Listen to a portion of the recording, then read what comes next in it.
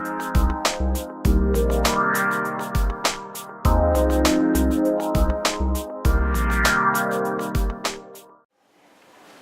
everyone, Matt again from Academia, and today we're looking at preparing a speaking question, particularly for an IELTS kind of test or something that will test our language. So sometimes in a test we'll get given a card that looks something like this, and we want to prepare this question. So we usually get given a little bit of time to prepare that. So the question we're looking at today, please describe an adventurous activity you would like to try. So this is what we need to talk about in the question. And most of the words we probably recognize, but maybe this one, adventurous, we're not necessarily familiar with. When we're looking at this word, sometimes in English we can guess the meaning just by looking at the sentence structure and then seeing if there's any part of the word that we can recognize. So in here we've got adventure, adventurous. The suffix implies that it's an adjective and it's connected to this idea of adventure. So an adventurous activity is something that involves taking risk. Might give us some adrenaline or a thrill if we do the activity. So we have these four different parts of the question here, and the key words really are the question: what, where, when, and why. And that's the idea of this little diagram here. We want to put the main activity in here that we're going to talk about, and then talk about the different parts based around this little diagram. So we can put that in there just so we know which part of the question we're talking about.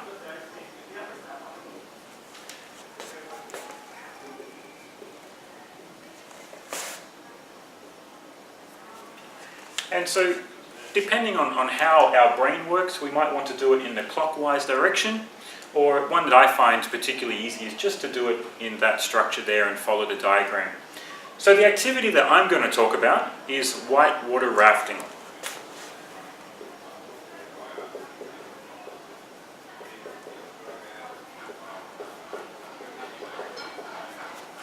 So I'm going to just think now about some of the different words that I want to put around here connected to this activity. And it's something that you could even try as well. So I'll take a little bit of time to write up some notes, and you could think of an activity at the moment that you want to do as well, and write down some notes and see if we have a similar idea when I come back.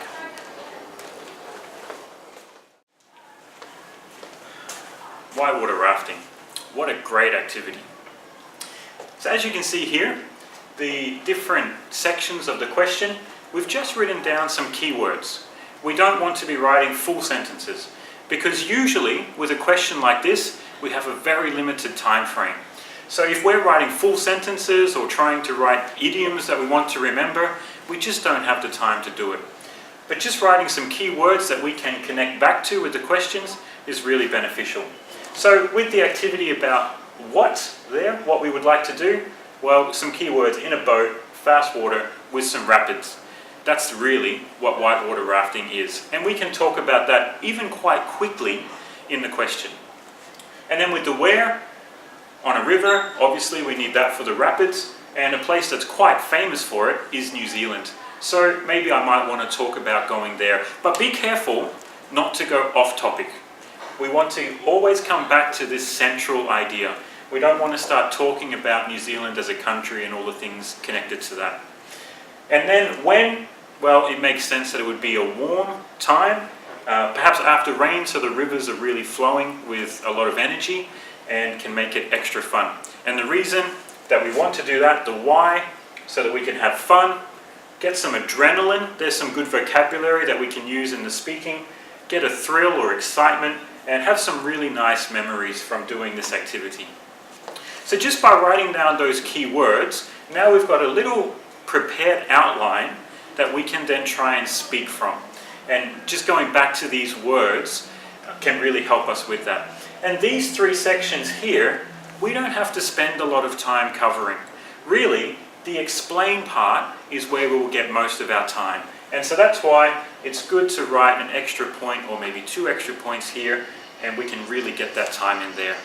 So that's a way to prepare for the speaking test. So if you prepared something in the break that we had just before, then practice it. And it can really be something that can help us to feel more confident and more comfortable when it comes to a speaking test.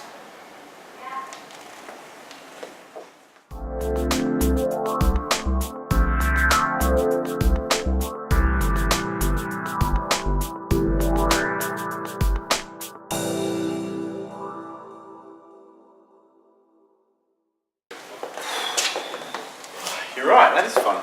It is. It really is.